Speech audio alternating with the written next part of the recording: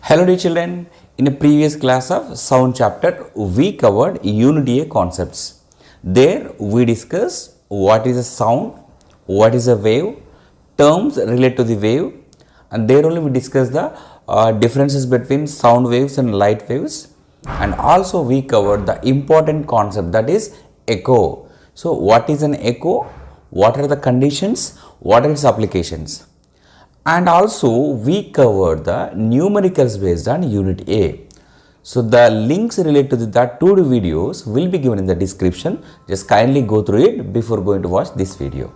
Children, in today's class, in today's video, what are the topics which we are going to cover? So look at once again agenda.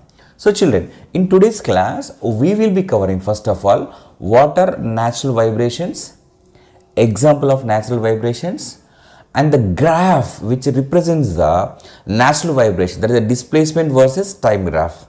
And after that we will be discussing the damped vibrations and a related graph, and forced vibrations, there only a special case so called resonance which we will discuss, and at the end of this session we will be discussing the applications of the resonance. So children, first let us start what are natural vibrations. Children, before going to learn about natural vibrations, damped vibrations and forced vibrations, so let us think once again the difference between vibration and oscillation. Children, look at here. So many students, they will think this both as the same. So it is oscillation. What is the difference between oscillation and vibration, children? Oscillation, vibration. Children, if you know the difference between oscillation and vibration, just mention in a comment box. First of all, what is the similarity between oscillation and vibration, children? Yes, to this oscillation and vibration, both are to and fro motion only. These both belong to the to and fro motion only. Am I clear? So that is the similarity. But what makes the difference, children? Do you think that both are same? If both are same, then why we need to use oscillation or vibration different words? So as we are using different words, which means what? Both are different only. But what way they are differ? Children, let us take a case of simple pendulum. We can say that simple pendulum can oscillate. We should not say that simple pendulum vibrate actually. Whereas when you take a tuning fork, we can say that tuning forks vibrates but not oscillate. We should not say that. What makes a difference between oscillation and vibration? Children, so oscillation means it takes long, this one, if you can see here, which means what here? It has more amplitude. Vibration means what, children? Like this. Vibration means what actually? Even we can't notice also. Even we can't notice. Just for sake of our understanding, I'm telling you, it will be very, very fast when it will be happening. So which means what here? These both are to and fro motion only. But oscillation has more amplitude, whereas vibration has less amplitude. Is it clear? So these both are differ in amplitude. So the amplitude of oscillation is more than that of the oscillation of vibration. So that's what we can say. Simple pendulum is oscillating, tuning fork is vibrating. Is it clear? Fine. Now we discuss the natural vibrations. We discuss the natural vibrations. Children, for suppose you can take a simple pendulum. So let it oscillate in a vacuum. Okay, so vacuum means what? There is no air, there is no external force. Am I clear? So then what will happen? It has to continue its oscillations, right? You may get a one doubt. Sir, why it will continue? Sir, it has to be stopped. Let us recall once again Newton's first law of motion. So children, according to Newton's first law of motion, if a body is at a rest, will remain in rest. Now that you leave it, because now we are not going to discuss about the bodies which are at rest. So we are going to discuss about the bodies which are in motion. So as per the Newton's first law of motion only, the body which is in motion will continue its motion unless some external force acts on it. What does it mean? If there is no external force acts on it, it will continue its oscillations. It will continue its oscillation. It will continue its motion. Now, don't you think that the oscillations of simple pendulum, when they are made, I mean the simple pendulum is made to oscillate in a vacuum, children, do you think that some external force will be acting on it? No, there is no external force acting on the simple pendulum. That's what it will continue its oscillations with a constant amplitude and frequency. Then such a vibration, if any object is vibrating in a vacuum as there is an external force, so it will continue its vibrations with a constant amplitude and frequency. Such vibrations are called natural vibrations or free vibrations. So in examination point of view, the question is asked how to define the periodic vibrations of any object in the absence of external forces. In the absence of external forces are called free vibrations or natural vibrations. And the body, children, so as it is undergoing a natural vibrations, it has some time period to complete the vibration. That only we can call it as a natural period, and its frequency is called natural frequency. Children, natural frequency of a vibrating body depends on two factors. First one is very important. It depends on shape of the body, and second one is size of the body. Shape of the body and size of the body. Is it clear? Fine. And here examples. In exam they may ask you to give an example for what actually free vibrations or natural vibrations. Some students, how they will write, they'll write simply the oscillations of pendulum or vibrations of tuning fork. No, wrong. You can't say that. You have to mention oscillations of pendulum in vacuum. Vibrations of a tuning fork in a vacuum, you have to mention, then only you will get a mark. And many times, especially I came to I could find in answer scripts. So whenever the question asked, give examples, what the common mistake is made by the students, if they will ask to write the examples for a natural vibrations, they will write like this: simple pendulum in a vacuum, tuning fork in a vacuum. What does it mean, children? Tuning fork in a vacuum. What we get pendulum in a vacuum? No, you can't write like that. Oscillations of a pendulum in a vacuum. Vibrations of a tuning fork in a vacuum. Then only you will get a mark. Is it clear? Fine. Now let us see the few more examples of bodies which can undergo natural vibrations or free vibrations and their frequencies, and on which factor that frequency will depend also we will discuss. These are the very important for a examination point of view. Okay, now fine. So first one, children, we discuss. So examples for what, children? Natural or free vibrations. So first one I am discussing about the simple pendulum. Simple pendulum. Children, simple pendulum means you should think that oscillations of a simple pendulum in a vacuum. Don't think that, sir, you are writing just a simple pendulum. Okay, oscillations of simple pendulum. So just you imagine that, yes, the simple pendulum is oscillating and we are discussing about its frequency. Is it clear? Fine, children. So children, we know that here is simple pendulum and here is, okay, this entire thing is a simple pendulum. So this is called point of suspension. This is the center of gravity of the bob. Children, from here to here is called effective length of the simple pendulum. So in a 9th class only, we could discuss about the time period of the simple pendulum. So what is that formula? Time period is equal to 2 pi into square root of L by G. But children, we want frequency, right? So we know that frequency is equal to 1 by time period. Then frequency is equal to 1 by 2 pi into square root of G by L.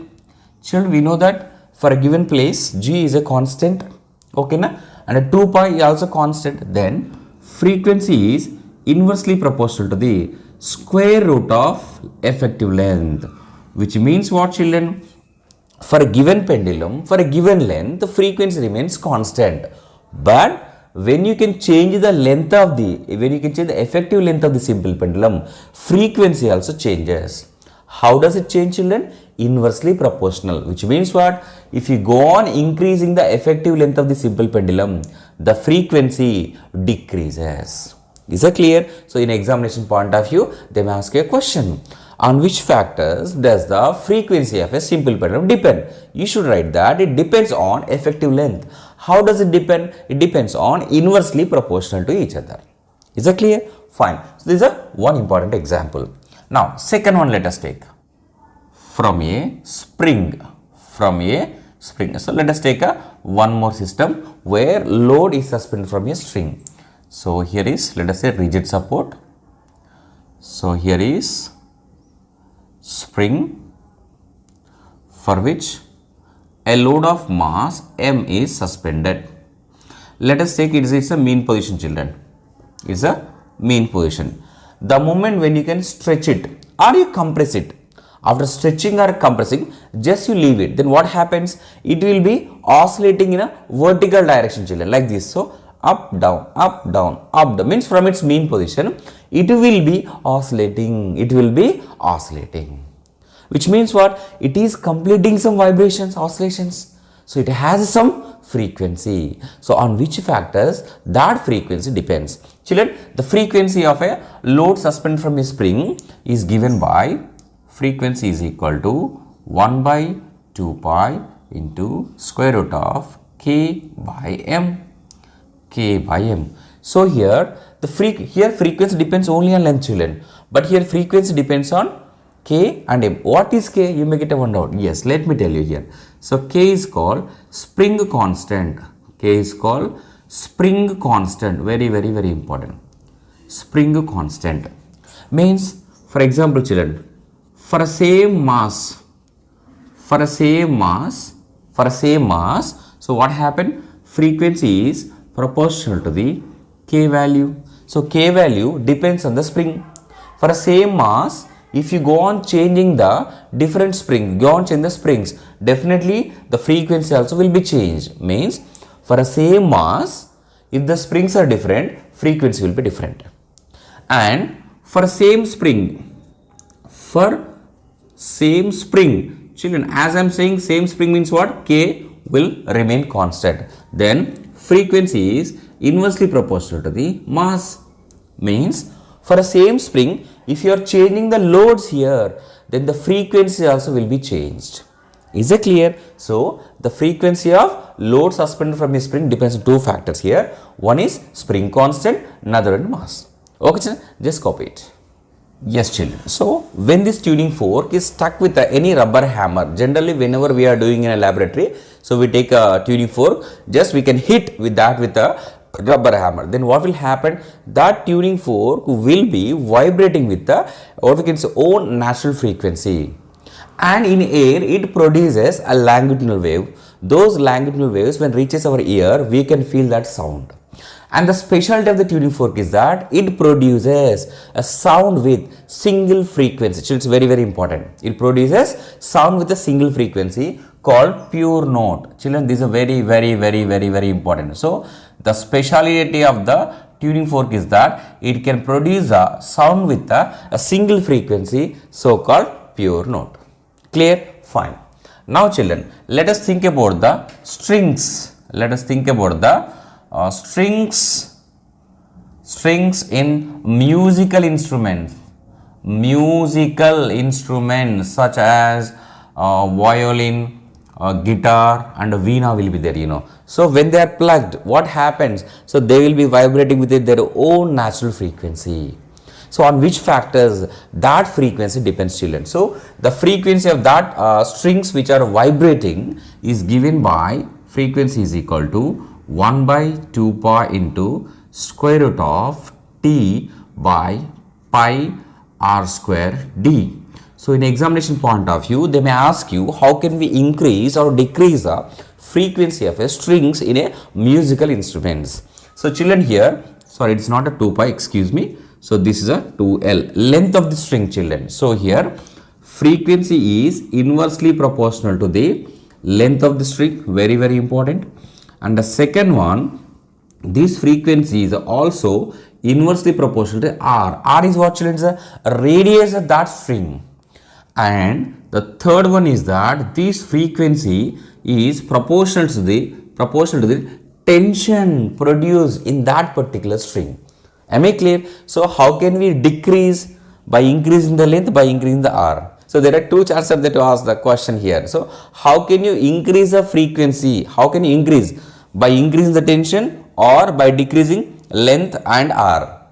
Is it clear? If they will ask you how can we decrease? by decreasing the tension or by increasing these two. So finally here this frequency depends on three factors. Clear? Fine children.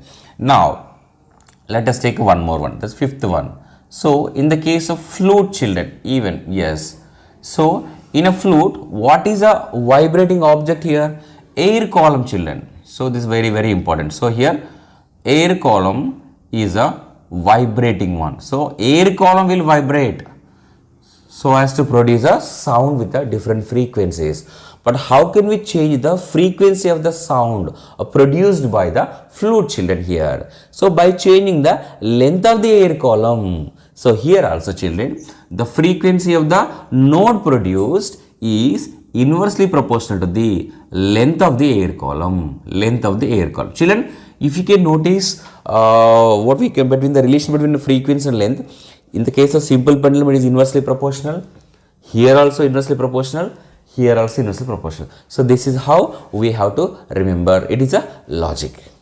Is a clear function? And here one more example which you are going to discuss. What is that actually? When a string is stretched with a certain tension between the two rigid support, it can be made to vibrate with a different modes by plucking at a different points. So this point is a very important. Just you erase it. That point we'll discuss specially. Just copy it. This is a length L. So children here, look at here. One string is stretched between two rigid supports with a certain tension T, let us suppose, okay, and its length is L. And here the point is that this stretched string can be vibrated with the different modes by plucking at different points. I mean what? For suppose this stretched string is plugged exactly at what we can say middle, that is L/2 length. Then what will happen? One loop is formed and its vibration is called a principal note of frequency F. If the same string is plugged at 1/4 of its length, then two loops are formed and these vibrations are called, this vibration is called first subsidiary vibration with the frequency 2F. Whereas if the same string is plugged at 1/6 of its length, then what will happen? Three loops are formed and the vibration is called second subsidiary of frequency 3F. But in examination point of view, they will ask us to find the ratio of the wavelengths children. Actually this concept is actually, it's based on purely stationary wave. What is the stationary wave children? So the wave, for example here is one wave is there. So here wave is produced. So this wave will go like this, let us say. Yes. So if it touches an obstacle, it comes back again. So this wave only we can call it as a stationary wave. And then one important point we need to understand. What is that here? So these points are called nodes. So the points of zero displacement, where the particle will have zero displacement. These are called nodes. Node and node. What about these? These points are called antinodes. Points of maximum displacements. Fine. And here also. And here we need to understand one important thing. The distance between two successive nodes is λ/2, or the distance between one node and one antinode is called actually as a λ/4. This we need to understand children. Either the distance between two successive nodes or two successive antinodes also children. Two successive antinodes also λ/2. Okay, now fine. So by using this concept here we can calculate. For example, for first one, if you can see, so first one we got like this, right? So here look at here. So this is one node and here is one node. So this is what actually is a λ/2. And this length is how much children? Length is L. So can we write here λ/2 is equal to L? Yes. So lambda is equal to 2L. Let us say it's a wavelength of A case. Case A is a 2L we got. So like that, for a second one children, here to here node, again here to here node. This is λ/2 plus λ/2. Children able to follow? λ/2 plus λ/2. So what actually, for a case of B here, length is equal to λ/2 plus λ/2. This will be how much? So L is equal to, simply we can add the 2 lambda by 2. Yes or no? 2 lambda. Or simply we can write like this kada. So what we can say, 2 lambda b is equal to 2l, or else lambda b is equal to l. Lambda b is equal to l. We can write here. Okay. For case C, if you can see, children, here to here lambda by 2, children, try to understand. From here to here is a lambda by 2. Here to here also lambda by 2.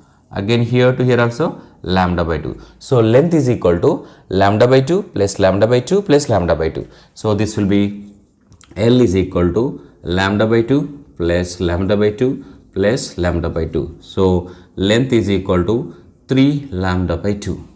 3 lambda by 2. So here lambda c is equal to 2l by 3. Lambda c is equal to 2l by 3. Whereas here lambda b is equal to, this can be written as lambda b is equal to 2l by 2. Try to understand. So lambda a is equal to 2l we got, lambda b is equal to 2l by 2 we got, lambda c is equal to 2l by 3 we got. Okay, just copy it, we'll find the ratio now.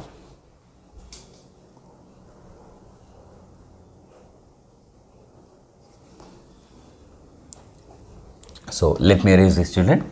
So what we got here, lambda a is to lambda b is to lambda c is equal to, lambda a is equal to 2l is to, this is 2l by 2 is to, this is 2l by 3, 2l by 3. So if you can see, LCM is going to be what, children? Is a 6.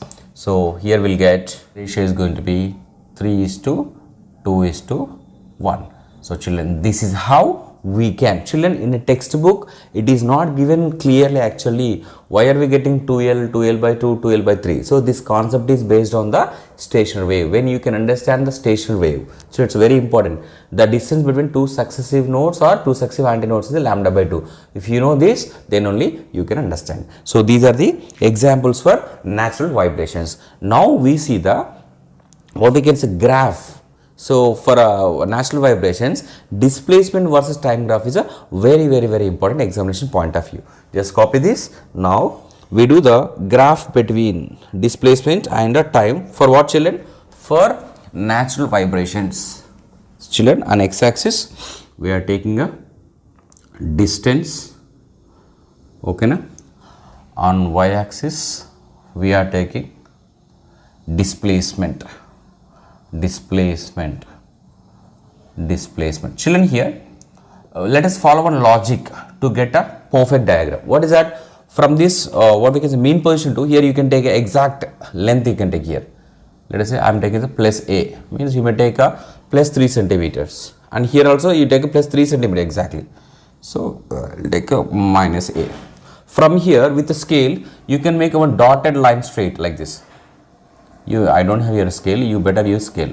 I'll tell you why, what is the purpose also I'll tell you, and here also you can use scale to make it. Okay, now children, look at it. From here you can start here.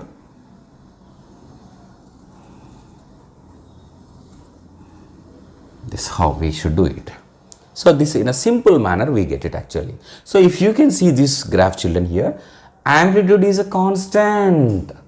Amplitude is a constant and frequency also constant. Let us recall once again, what are natural vibrations? The periodic vibrations of any object in the absence of external force, children. As there is no force, as there is no external force to stop it, so it oscillates with a constant amplitude and frequency. So this is what actually, it's a graph, it's a displacement time graph for natural or free vibrations. Examination point of view, it's a very important. Damped vibrations. Children, so till now we discussed about the natural vibrations. Now let us take a damped vibrations. I can say that these are most common vibrations which we will notice in our day-to-day life. For suppose, children, let us take a same simple pendulum. Before it was oscillated in vacuum. Now if it is oscillated normally, in air only, what happens, children? Do you think that it will be oscillating continuously? No. What happens? After some time, its amplitude keeps on decreasing and slowly it comes to the rest. Am I right? Yes, children. What is the reason for that, children, here? Because here it is surrounded by air. It offers some resistance, children. It offers some resistance. Children, if there is no external force, only it will continue its oscillations as per the Newton's law actually. But here air is there. In air, if it is oscillating, this air offers some resistance, children. Then what happens? Its amplitude keeps on decreasing. Then such vibrations are called damped vibrations. Let us recall once again how to define the damped vibrations. The periodic vibrations with a decreasing amplitude. Children, very very important. The periodic vibrations with a decreasing amplitude in presence of external force, in presence of, I can say, a resistive force, in presence of damping force is called damped vibrations. Here one important point, what we need to notice, what we need to remember here, amplitude decreases, amplitude decreases, children, amplitude decreases. Whereas for natural free vibrations, amplitude remains constant, but here amplitude decreases. In exam they will ask you a question, why amplitude decreases? Let us recall. For example, it is an object, it is oscillating. Just you think it is oscillating. Then what happens, children? Here air always offers resistance. And what is the direction of air resistance, children? Always opposite to the direction of its motion. For example, this body is coming in this direction. Then what happen? Air friction will be in this direction. Okay. For suppose if this body is coming like this, then air friction will be in this direction. Means what? For every oscillation, means air will try to stop the oscillation, but this body tries to continue oscillations. So in order to continue oscillation, children, it has to spend some energy to overcome the air resistance. This is the key point here. In order to what we can say, to overcome air resistance or resistive force, it has to spend some energy for every oscillation, children. So for every oscillation it keeps on spending some energy. Then what happens? For example, initially it has 100 joules energy. Just for sake of example, for every oscillation 10 joules of energy it is spending. Then what will happen? It is losing 10 joules. So first 100 joules, 90 joules, 80, 70, 60, 50, 40, 30, 20, 10, finally 0. Then what happens?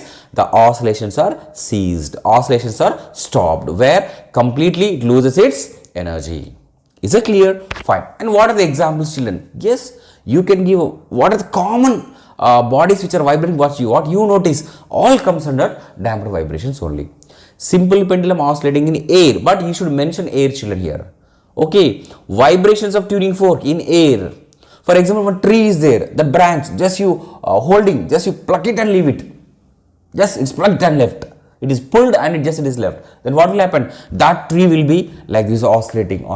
But after some time what happens? It stops its oscillations because the air is there which offers the resistive force, due to which oscillation, the amplitudes decreases and oscillations are ceased. Such vibrations are called damped vibrations. Okay, children, fine. And here examination point of view, the displacement time graph, how the displacement time graph is going to be for damped vibration is very very important. Look at here. So now we will be seeing the displacement time graph. Children, here also we need to draw this graph with some logic, then we will get a perfect graph actually. Okay, so as usual you can take here is y-axis, on which we can take a displacement. Yeah, fine.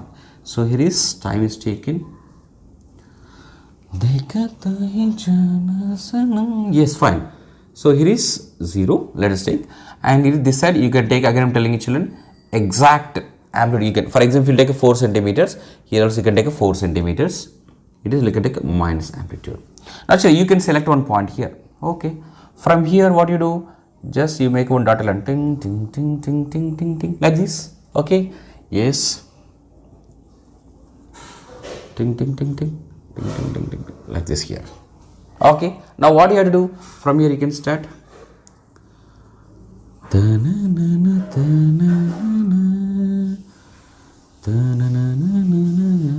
Like this. Oh, how simple it is. Some students will be making, one will go like this, one will go like this, and after seeing this you will come to that how easy the diagram, how easy the graph is actually. Okay, but just you apply the logic, so you will get the perfect diagram, children. So what is happening here? The amplitude keeps on decreasing. So this is called amplitude, right? Here it has maximum, decreasing, finally tends to 0 here. Means at this point here amplitude is 0, where completely body stops its oscillations. Okay na? So this is all about damped vibration. So what are the damped vibration, children?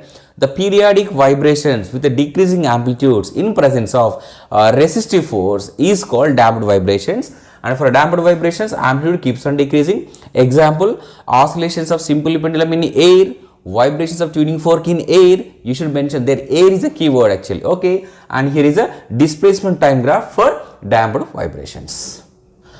And children, here one important point just we need to notice, the body which is undergoing damped vibration, children, so which is experienced by two forces, what are those? First one is, children, very restoring force, which means what? When a body is displaced, it will try to come back, to its original position. It happens because of restoring force. And second one was, children, here resistive force. It is called resistive force. So this also they might ask in exam. Okay na? So the body what we can undergoing damped vibrations experienced by two forces, restoring force and a resistive force. That's it. Forced vibrations. Children, for many students there will be confusion between the damped vibration and a forced vibration.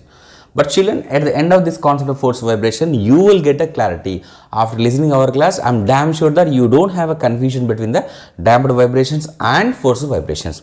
Children, first, one second, let us recall. In a damped vibration, what happened? Once you applied force and left. Try to understand, children. Once you applied the force and left, then what happens? Just it keeps on oscillating, it will be stopped. But forced vibration, children, what actually? Just imagine a case of drum. When we are beating the drum, just will you stop after beating once? No, you will be beating continuously. Means you are applying the force continuously. Then what happens? For example, it is a external force, it is a vibrating body. So continuously I am applying the force, this external force. Then after some time what will happen? This body won't vibrate with its natural frequency. Rather, it vibrates with the frequency of the external force applied. Is it clear? So let me tell you, for just example, not exactly, children. For example, here it is. Let us take a simple pendulum. So this one. One rubber hammer is there. Okay, rubber hammer is there. See, generally, once you just beat it and if you leave it, then what will happen? It vibrates, stopped. Those are damped vibrations. But now you are beating it continuously. You are forcing it. Come on, you vibrate. Papa is feeling very bad. It is saying, "Oh hammer, please don't beat me. Please, I am getting pain." But still, this external force is not stopping. No, you have to vibrate. Means here this is the periodic force. Means the force is applied repeatedly. Then what happens? It might be having its own natural frequency, but as it is forced to vibrate, then after some time what happens? It will be vibrating with the frequency of the external force. Then we can say that this body is under forced vibration. Means what here? It is repeated force, children. It is repeated force, or we can say simply periodic force. Children, try to understand. In the case of damped vibration, once we apply the force and we leave it and we'll be just noticing. Okay, but here is not like that. Periodically, continuously the force is applied. Such a vibrations are called forced vibration. So, the periodic vibrations under external periodic force, this point is very, very important. What we can say, the periodic vibrations under external periodic force are called forced vibrations. Now children, so the body which is executing forced vibrations can undergo what we can say, on that body three forces will act. Let us list out. The first one, yes, as usual, external force is acting. Second one, don't you think that it goes in this direction? Again, it will try to come back, which means what? Restoring force will be there. It will try to bring the object back. Okay, so second one is actually restoring force. Restoring force. Okay, fine. And the third one, children, third one, what is that? Don't you think that it is surrounded by some air? That air also offers some resistance. Air will say not to vibrate, but this external force will say you have to vibrate. So try to understand the position of this object which is undergoing force vibration. So the third one is what, children? It is a, so resistive force will be there. It is a resistive force. Children, in the case of damped vibration, only these two forces will act. In the case of damped vibrations, only these two forces will act. But whereas for a force vibration, the body undergoing force vibration, these are the three forces which acts on that body. Okay, fine, children. And here again I am telling you, these are vibrating body, children. So this vibrating body has its own natural frequency. Let us say F naught. It has its own natural frequency. Whereas, so this, whatever the force which is applied repeatedly, it has some frequency. Let us say the external frequency of the external force. In general, children, in general, I am telling you, the frequency of the vibrating body, natural frequency of the vibrating body may not match with the frequency of the external force. But here we get out, sir, what happens, sir, if the natural frequency of the vibrating body matches with the frequency of the external force, then what happens? Children, this is a very, very special case, very important for examination point of view. I repeat once again. If the natural frequency of the vibrating body matches with the frequency of the external force applied, then what happens, this particular body will be vibrating with increasing amplitudes, This phenomena only we can call it as a resonance. Children, very, very, very, very, very important. It's called resonance. Can I erase this? Yes. So now we'll be discussing what is the condition for resonance and its applications, children. So under force vibration only I am writing. Why? Because resonance is a special case, children. Resonance is a special case of forced vibration only. Is it clear? What is the condition, children? Very, very important. Frequency of natural frequency, not a frequency, natural frequency. Very, very important. So it's a natural frequency of vibrating body. Then what will happen, children? What will happen here?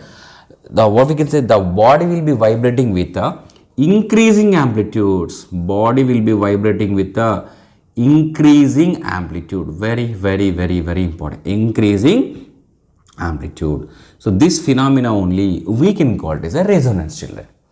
Okay, na? Exactly. So resonance is a special case of force vibration where the natural frequency of the vibrating body matches with the what we can say force applied by the external force. Is it clear? Fine. Now we'll take a few examples. Then we can understand very easily. Okay, na? Fine. Children, these examples and applications are very important for a examination point of view. So one by one, children, if you take some time also, no problem. So let us see here. So actually many children want like this, what topic should be taught like this. So they also want to learn like this, children. Then what happens, like this only you will forget. Try to understand. So like this I am teaching, like this you are understanding, like this you will forget. So that is not correct actually. So slow and study wins the race, children. So when you are learning a first time, children, it's very important to understand the concept. Other children teaching. So any teacher, children, they can teach one topic in 1 hour, even in 5 minutes also. But difference will be there. Try to understand. Of course, nowadays we are all habituated for a shortcuts. One shot. That's correct. I can understand. So first let us discuss slowly unit wise. Then we can make a one-shot video which will help you to revise a concept just before the exams. Is it clear? Fine. So now let us take one example. So one by one let us try to understand here. So here. Yes. Now children, here they are the two wooden boxes such way that their openings are facing each other, and here so over these two wooden boxes two tuning forks the same frequency are mounted. Okay, fine. Now children, if either of one is hit with a hammer, let us say rubber hammer, children, a hammer with not a the hammer which our hero will use in a KGF. In a KGF, he'll use a big hammer to what we can say, to hit the villain side. Not that hammer, just a rubber hammer is used. Then what happens once this tuning fork is hit with a rubber hammer, after some time, children, surprisingly, this tuning fork with the B tuning fork also start vibrating. Children, there is no physical touch. How it can happen? How it could be? How it is possible, children? Now try to do the analysis, children. So here what is happening? Yes, first this we can say tuning fork is hit with the hammer. Then it start vibrating, and these vibrations are given to this wooden box, obviously. Then wooden box starts vibrating. And don't you think that here air will be there and air molecules will be there? Yes, completely air molecule will be there. Then what will happen? These air molecules start vibrating, and these vibrations are given to this wooden box. And obviously what happens? This wooden box start vibrating, and these vibrations are given to this tuning fork. Then this tuning fork start vibrating. But here, of course, it start vibrating. After some time, it can be stopped, right? Its vibration, but the vibrations are not stopped. These vibrations are increasing. These vibrations, they'll be undergoing with the increasing amplitudes. These vibrations are increasing with amplitudes. What is happening, children? Try to understand. In this case, actually, so you forget about this. So this is forcing this what is tuning fork to vibrate. So this is a external force. Let us say external one. It is. So it has a frequency, external frequency, okay, and it also has its own frequency, natural frequency. And look at here, this frequency is matching with this frequency. Means what here? The natural frequency of this vibrating body is matching with the frequency of this tuning fork. Children, when the both frequencies matches, what will happen? They will undergo resonance. And you may get one doubt, sir, then how it is possible, how they'll continue the vibrations? Let me tell you, children. So as these are vibrating, this body will give energy to this body. So slowly this body energy keeps on increasing. So it is vibrating with a more amplitude, and after some time this sends energy to this body. So is a mutual interchange, the mutual what we can say exchange of the energy is happening. So that what will happening? They will be vibrating with the increasing amplitudes continuously. Clear? Fine. So let us take one more example. Now this is pendulum D. Children, here 4 pendulums are suspended by means of a string here. Okay, now as shown in this figure, let us A, B, C, D. Children, let us recall once again, children, the frequency of the simple pendulum. Children, we know that here frequency of the simple pendulum is inversely proportional to its effective length. So as per this condition, children, so which pendulum has more frequency, which pendulum has less frequency? Children, more frequency means what? Should be less length actually. So yes, so frequency of the pendulum B is greater. Okay, now. So next actually what? Actually these two. So frequency of A is equal to the frequency of C, children. Why? These two will have same frequencies, because their lengths are matching. And here the last one is what, children? Frequency of D. So this point we need to understand first. So the frequency of pendulum depends on the length here. Okay, that's fine. Now what are we going to do, children? Now we are going to set pendulum A into vibration. Not like this actually. So you think that 4 are suspended. So this pendulum A is taken like this. It is left. Then it will be towards the board, children. Towards the board and camera, they are vibrating. Then what happens, these vibrations are passed through this string and given to pendulum B, pendulum C, pendulum D. Then what happens? Along with pendulum A, B, C, D also start vibrating. But after some time, surprisingly, we notice that pendulum A and C will be vibrating with the increasing amplitude. Rather, pendulum B and pendulum D, or what we can say, they'll stop their vibrations. What is the reason? Children, this is what pendulum A is making the B, C, D to vibrate. So it has its frequency. And don't you think that the frequency of A matching with the frequency of C? Yes. So here, as the frequency of A is matching with the frequency of C, children, what happened? They both will be in resonance. Then the vibrations of this pendulum A and pendulum C are called resonant vibrations. It's very, very important. Very, very resonant vibrations. But what can you say about B and D? So here many students will think that, sir, B and D, they'll come under a damped vibration. No, that's what I'm telling you. See, they might be stopped. That is the second case. But think, damped vibration means what? Only once force must be applied. That's it. But here after some time, so this pendulum A is continuously sending a vibration. So continuously B and D are forced to do the vibration. So which means what here? So it's a very important children here.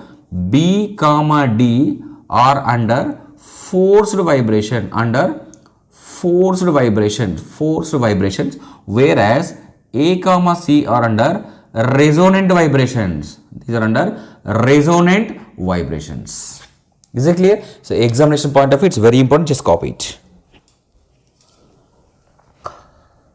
Third one, let us see here, resonance in air column, children. Resonance in air column.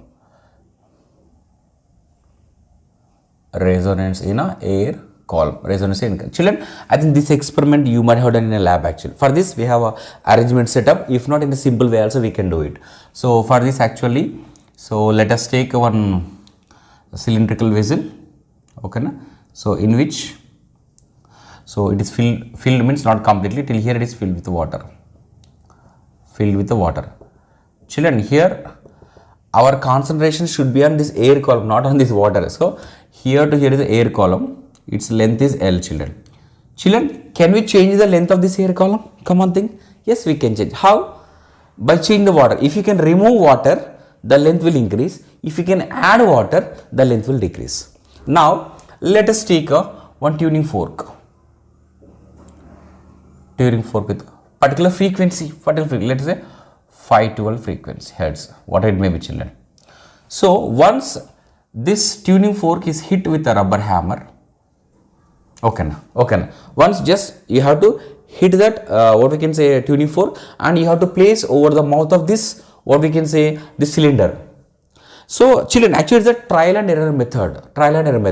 If you go on like that, means till you can hear louder sound, you have to repeat it. You may get wonder, sir, how can we hear the louder sound? Yes, you have to keep on changing the length of this air column. At a particular length, what happens, you can hear the louder sound.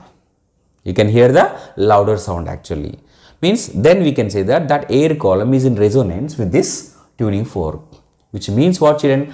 At that particular length, so this has a frequency, right? This frequency matches with the frequency of this tuning fork, means natural frequency of the what we can say air column matches with the frequency of the tuning fork. Then what happens? Both will be in resonance. In a resonance, what will happen? So that air column will be vibrating with the increasing amplitudes. There, louder sound is heard. In exam, they will ask a question: why louder sound is heard at resonance?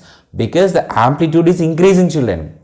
So here we know that loudness is proportional to the square of the amplitude.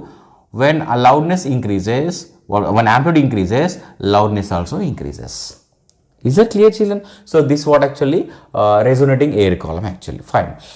And here you can think about the machine parts, children. Very, very, very important. Children, in general, when we are traveling, so especially in buses, So what happens, when a bus is in motion, obviously the windows and the chairs, and chair means not vibrate it in air. So little bit they may vibrate, and some other parts. So children, first when a bus starts, what happens, the engine, that piston will be there. It's vibrating with some frequency. And due to which what happens, as it is, the bus is in motion, other parts all are vibrating. But at a particular speed, what happens, children, as these all are vibrating, these all parts of the vehicle are, vibrating. If the frequency of these parts match with the, what we can say, frequency of that piston, then what happens? These bodies all in resonance, where they will be vibrating with the increasing amplitudes. So louder sound is heard, buzz, some sound is heard when a heavy vehicle is going. It's because of resonance only. Children, one more very, very, very, very, very, very important. Just think about the march fast of these soldiers. Children, really, if we can look at the way our soldiers are doing march fast, really it's a goosebumps will get, right? It's a kind of you don't know that kind of feeling you will get once you can watch that. What a discipline. Hats off to all our soldiers. You know, the way it's a style. Children, style means that actually. Just look at the walking style of our soldiers, children. Really, a kind of feeling you'll get. The patriotism, everything will come out of your body. Seriously, I'm telling you. Okay, fine. So children, in general, whenever they are going, you know, from one place to another place, yes, they have to go with a, what we can say, march fast only. But children, when it comes to the what we can say time where they have to cross the suspension bridge, then they are asked just to break their march fast to have a casual walk. What is the reason, children? For suppose, let us think, okay, let is a suspension bridge. For example, here our great soldiers, let us think they are walking. If they are going to march fast, tuck, tuck, tuck, tuck, what is style? So all at a time they exert force. At the same time they'll exert force, right? So as they are exerting force, some frequency will be there. And at the same time, children, this bridge has its own natural frequency. If the natural frequency of this suspension bridge matches with the frequency of the force applied by soldiers, then what happens? This suspension bridge will be vibrating with increasing amplitudes, so their chance of getting collapsed. Is it clear? That is the reason our great soldiers, so proud of our great soldiers, they are asked to break their march fast while crossing the suspension bridge. Is it clear? Fine, children. And here, one more thing. Just think about our sixth one. TV and a radio, children. TV and a radio. For suppose, you know, I don't know whether you have seen or not. So when we were studying, we used to have these kind of radios. So this is speaker. Okay, here tuner used to be there, and here there would be some antenna.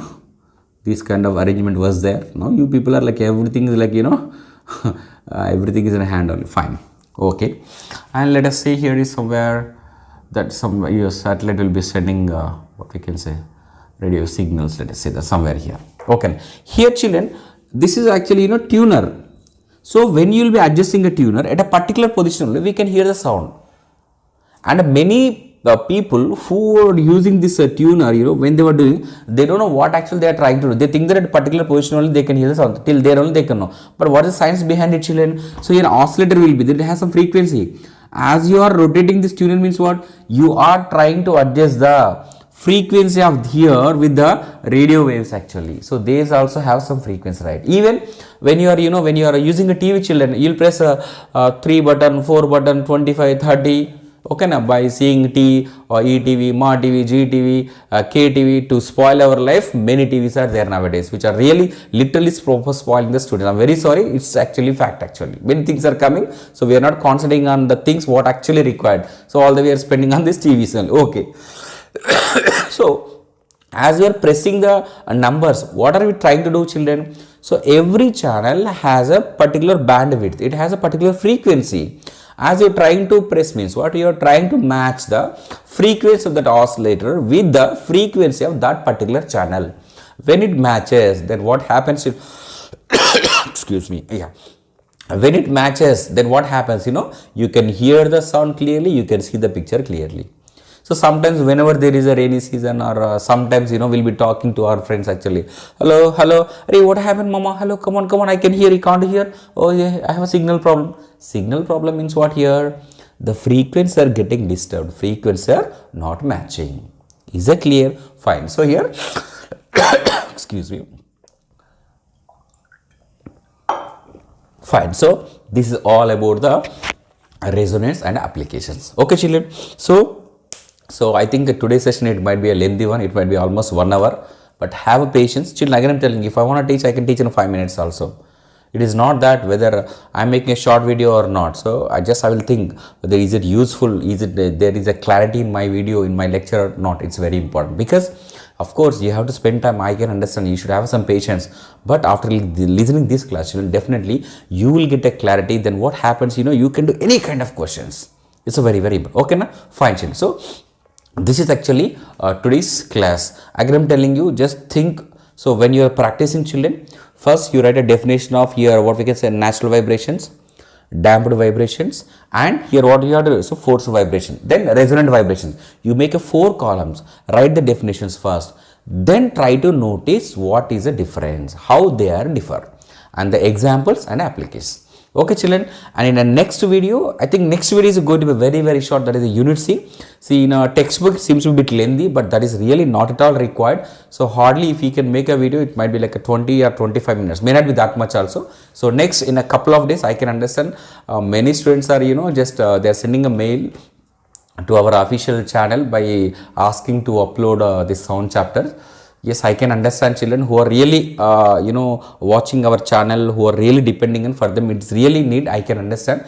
So as due to some official some busy works, we could not make it, but next in a couple of days we'll try to upload the unit C so that you can watch that and it's very useful to you all. Okay children, thank you so much, all the very best.